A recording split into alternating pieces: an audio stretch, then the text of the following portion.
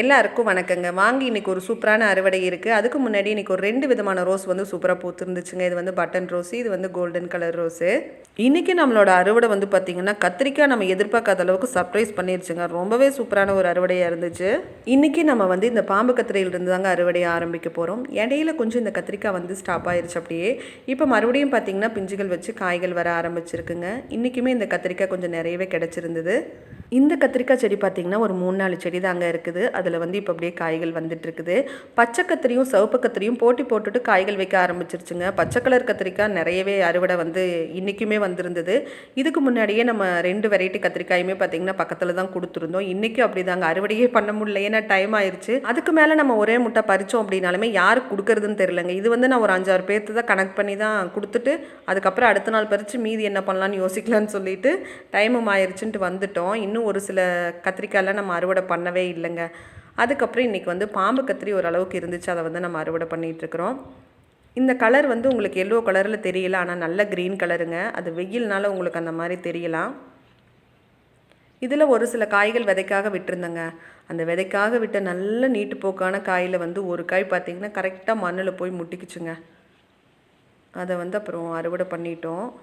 இன்னும் 2 காய் விட்டுருக்குதுங்க. இப்போ என்னடானா ஒரே கத்திரிக்காய் மயமாக இருக்குங்க. இப்போ மறுபடியும் ஒரு சில கத்திரிக்காய் புதுசாக அறுவடைக்கு வந்திருக்குது. ஒரே கத்திரிக்காயாக வந்துட்டுருக்குங்க. தினசரி நம்ம கத்திரிக்காயுமே சாப்பிட முடியாது.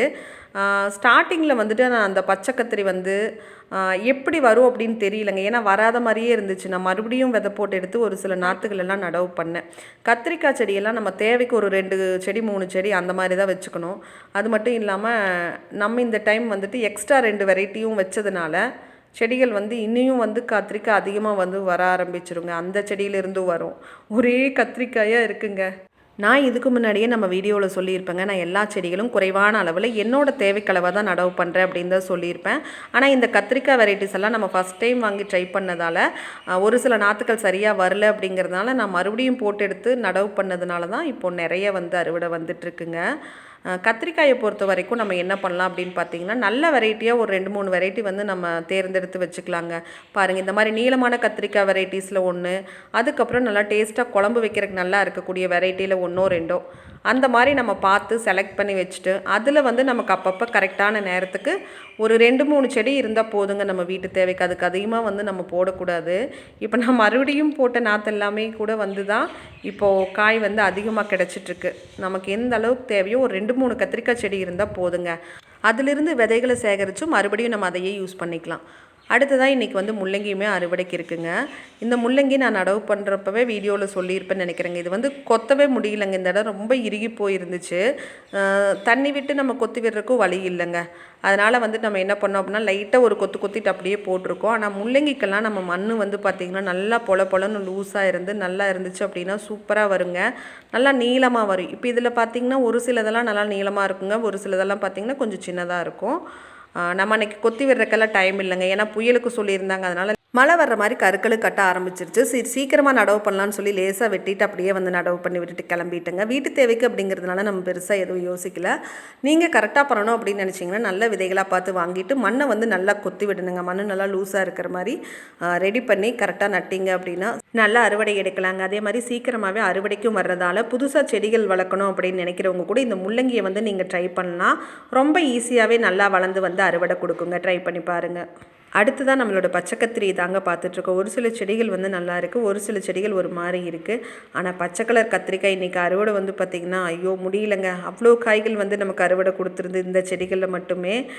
இன்னும் இது போக இன்னும் ஒரு சில செடிகள் இருந்ததுங்க. அதெல்லாம் நம்ம அறுவடை கூட பண்ணலை, அப்புறம் பறிச்சுக்கலான்னு சொல்லி விட்டுட்டேன். ஏன்னா ரொம்ப டைம் ஆயிடுச்சு. இதுக்கு மேலே பறித்தோம் அப்படின்னாலும் எங்கே கொண்டு போய் கொடுக்குறதுன்னு தெரில அப்படின்னு சொல்லிட்டு ஒரு 5-6 பேர்த்துக்கு மட்டும் இன்றைக்கி பறித்தது மொத்தமாக வந்து நிறைய கிடச்சிது. அதை ஃபுல்லாக வந்து பார்த்திங்கன்னா கொடுத்துட்டோம். நம்ம இந்த மாதிரி அதிகமாக வரும்போதும் ஊருக்குள்ளே அப்படின்னா நம்ம வந்து நிறையா பக்கத்துலேயே கொடுக்கலாம். இங்கே அப்படியெல்லாம் கிடையாதுங்க. தோட்டத்து சாலை அப்படிங்கிறதுனால நம்ம ஒரு பக்கம் போய் கொடுக்கணும் அப்படின்னா கூட நம்ம ஒரு 1/2 கிலோமீட்டர் 1 கிலோமீட்டர் அந்த மாதிரி போகிற மாதிரி இருக்கும். அதனால் நடந்தெல்லாம் போய் எல்லாம் இதை வீடெல்லாம் கொடுத்துட்ருக்க முடியாதுங்க. நான் வந்துட்டு நாங்கள் பால் வாங்குகிற இடத்துக்கு ரெகுலராக போவோம், அங்கே வந்து கொடுத்துருவோம். அதுக்கப்புறம் நம்ம தோட்டத்துக்கு ஒரு 3 பேர் வேலைக்கு வர்றாங்க. இந்த மாதிரி நிறைய காய் வரும்போது அவங்களுக்கு கொடுப்போம். அதுக்கப்புறம் ஊருக்குள்ளே வந்து பார்த்திங்கன்னா ஊருக்குள்ளே போகணும் அப்படின்னாலே கிட்டத்தட்ட 2-3 கிலோமீட்டர் போகணுங்க. அங்கே வந்துட்டு ரிலேஷன் இருக்காங்க. அங்கே போனோம் அப்படின்னா நம்ம தான் இதுக்காக பைக் எடுத்துகிட்டு அதுக்கு நம்ம பெட்ரோல் போட்டு போயிட்டு இந்த 4 காயை கொடுத்துட்டு வர்ற மாதிரி இருக்கும். ஊருக்குள்ளே போனோம் அப்படின்னா அங்கே ஒரு 2-3 பேர் இருக்கிறாங்க. காய்கள் அதிகமாக வர்றதை பொறுத்து யாருக்கு கொடுக்கணுமோ அந்த மாதிரி பார்த்து கொடுத்துட்டு வரலாம், அவ்வளோதாங்க. மற்றபடி அடிக்கடியெல்லாம் நம்ம எங்கேயெல்லாம் வீட்டுக்கு வீடு அந்த மாதிரியெல்லாம் போக முடியாது, பக்கத்துலலாம் இல்லைங்க. அவ்வளோதான். நம்ம வேலைக்கு வர்றவங்களுக்கு வேணால் 2 கொடுப்போம், பால் வாங்குகிற இடத்துல. இதுதான் மெயினாக கொடுத்துட்ருக்குறோம். இன்றைக்கி அப்படி தாங்க. பச்சை கலர் கத்திரிக்காய் நல்லா நிறையவே காய்ச்சிருந்தது. இன்னும் பாதி செடிகள் இருக்குங்க.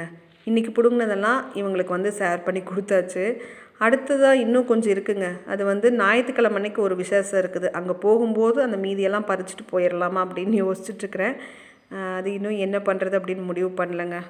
இப்போ நம்ம இவங்களுக்கு காய் கொடுக்குறோம் இல்லைங்களா, இவங்களுக்கு நம்ம தொடர்ச்சியாக 2-3 வெரைட்டிகள் இருக்கும்போது மாற்றி மாற்றி கத்திரிக்காயாக கொடுத்தோம் அப்படின்னா அவங்களுக்குமே போர் அடிக்க ஆரம்பிச்சிருங்க. அடிக்கடி கொடுக்கும்போது அவங்களே இனி வேண்டான்ட்டுருவாங்க, அந்த மாதிரி கூட ஆயிரும். இந்த செடி வந்து காய்கள் பிடிக்கும்போது வெயிட்டு தாங்காமல் அப்படியே படுத்துக்குதுங்க. இப்போது இந்த டைம் அறுவடை பண்ணக்கூடிய எல்லா கத்திரிக்காயும் நம்ம வந்து எல்லாருக்கும் கொடுத்துருவாங்க.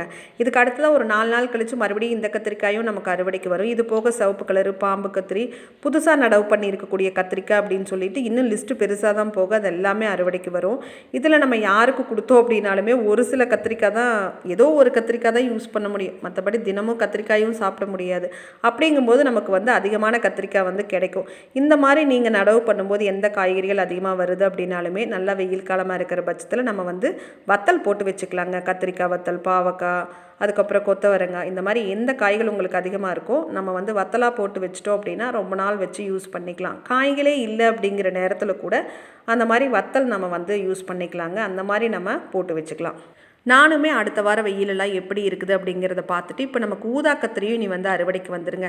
அதனால் 4-5 வெரைட்டி கிட்ட ஆயிடுச்சு அப்படிங்கிறதால ஏதோ 2 நல்ல வெரைட்டி எடுத்து கொஞ்சம் வெயில் நல்லா இருக்கிற பட்சத்தில் அடுத்த வாரம் கொஞ்சம் வத்தல் போடலாம் அப்படிங்கிற ஒரு ஐடியாவில் இருக்கிறேன். கண்டிப்பாக நீங்களும் எந்த காய்கள் உங்களுக்கு அதிகமாக கிடச்சிது அப்படின்னாலும் இந்த மாதிரி நீங்கள் வத்தலாக போட்டு யூஸ் பண்ணலாங்க.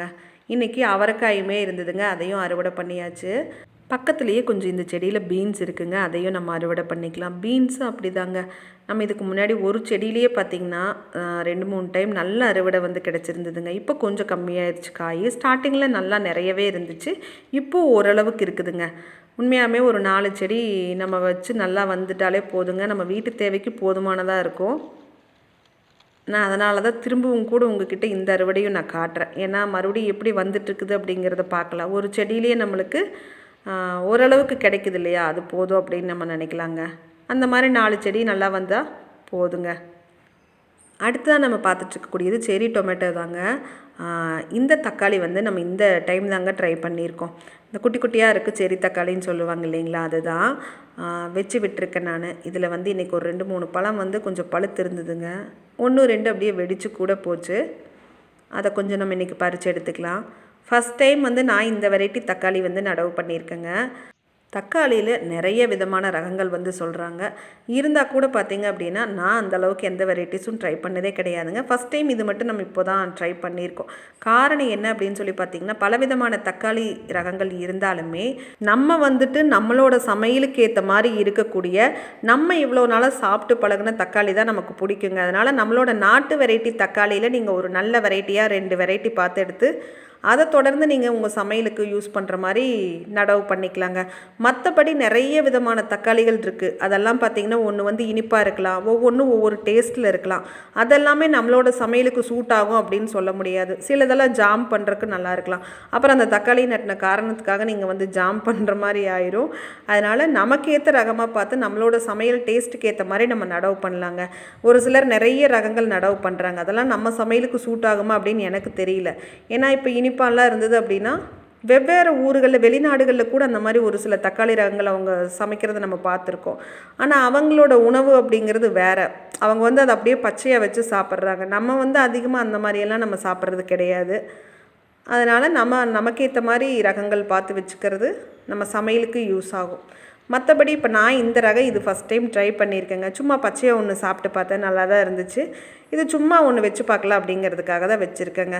நான் தக்காளியே பெரும்பாலும் அந்தளவுக்கு நான் யூஸ் பண்ண மாட்டேன். செரி பழமும் இன்றைக்கி கொஞ்சம் நல்லா பழுத்துருக்குங்க, அதை வந்து அறுவடை பண்ணிக்கலாம். பெரும்பாலும் இந்த குருவி அது இது பார்த்திங்கன்னா விடாதுங்க. ஒரு சில நேரத்தில் இந்த மாதிரி நிறைய வைக்கும்போது தான் கொஞ்சம் தெரியும். இல்லை அப்படின்னா நானும் ஏதாவது இடங்க முடங்க இதில் நடந்து போகையில் கையிலேயே 4 பறிச்சுட்டு போயிடுறதாங்க, வீடியோ கூட எடுக்க மாட்டேன். சரி, இன்றைக்கி ஓரளவுக்கு அப்படியே பழங்கள் கண்ணுக்கு தெரியுதுன்னு சொல்லிட்டு அதை வந்து எடுத்திருக்கேன். இன்றைக்கி செரி பழமும் நம்ம கொஞ்சம் அறுவடை பண்ணிட்டேங்க. எனக்கு தக்காளி பழம் அப்படின்னு சொல்லி பார்த்தா தக்காளி பஜ்ஜி, தக்காளி குழம்பு, தக்காளி சாதம் இந்த மாதிரி தக்காளியை வச்சு பண்ணுற உணவுக்கு தான் எனக்கு வந்து அது தேவைப்படுங்க. மற்றபடி இருந்தால் ரசத்துக்கு ஒன்று போடுவேன், சாம்பாருக்கு போடுவேன். இல்லை அப்படின்னாலும் விட்டுருவேங்க. அதாவது தக்காளி இல்லை அப்படின்னா சமைக்கவே முடியாது அப்படிங்கிற மைண்ட் செட்டில் இல்லை. அதனால் நான் வந்து பார்த்திங்கன்னா அதிகமாக வந்து நடவு பண்ணுறது, அறுவடை பண்ணுறது ரொம்ப இருக்காது. சில நேரத்தில் பண்ணுவேன், இல்லைன்னா விட்டுருவேங்க. எனக்கு பக்கத்தில் இருந்து அப்பப்போ கொஞ்சம் தக்காளி பழம் கொடுப்பாங்க, அதையும் வச்சு யூஸ் பண்ணுவேன் அவங்க கொடுக்கும்போது. அப்புறம் வந்து பார்த்திங்கன்னா ஏதாவது ஒரு சில செடிகள் தன்னாலேயும் முளைக்கும், அதிலிருந்து சில நேரம் இந்த மாதிரி பழங்கள் கிடைக்கும். எனக்கு தேவைப்படும் போது அப்புறம் வாங்கிக்கிறது தாங்க. தக்காளி குழம்பு, தக்காளி சாதம், தக்காளி பஜ்ஜி இதுக்கு தான் எனக்கு தேவைப்பட அதிகமாக. இப்போ தோட்டத்துலேயே முன்னாடியெல்லாம் நாங்கள் வந்து தக்காளி விவசாயம் பண்ணிகிட்ருப்போங்க. அப்பவும் அப்படி தான். நான் வந்து தக்காளி நாங்கள் போட்டிருந்தோம் அப்படின்னா அந்த நேரத்தில் வந்து நமக்கு தக்காளி சாப்பாடு, பஜ்ஜி எதுக்கு வேணுமோ அதிகமாக எடுத்து யூஸ் பண்ணுவேன். ஆனால் அதுக்கப்புறம் தக்காளி இல்லை இளம்பட்டமாக இருக்குது அப்படின்னா அதுக்கப்புறம் பார்த்திங்கன்னா மறுபடியும் யூஸ் பண்ணவே மாட்டேன். அந்த மாதிரி தான் இருக்கும். இன்றைக்கி வந்து வெந்தயக்கீரை இருக்குங்க. இது வந்து நம்ம வெந்தயத்துக்காக போட்டிருந்தோம் இல்லைங்களா, அதுதான். இது கொஞ்சம் கூடுதலாக வளர்ந்துருக்கு. இன்றைக்கி அதில் எக்ஸ்ட்ராவாக இருக்கிற செடியெல்லாம் நம்ம கொஞ்சம் அறுவடை பண்ணிக்க போகிறோங்க. இன்னும் கொஞ்சம் முன்னாடி அறுவடை பண்ணியிருக்கணும், கொஞ்சம் லேட் ஆயிடுச்சு. லைட்டாக வந்து பூக்கள் வைக்க ஆரம்பிக்குதுங்க. சரி, இதை வந்து நாளைக்கு நம்ம சமையலுக்கு யூஸ் பண்ணிக்கலான்னு சொல்லிவிட்டு எடுத்து எல்லாம் க்ளீன் பண்ணி வச்சிடலாம் அப்படின்னு எடுத்துகிட்டு போயிட்டுருக்கேங்க.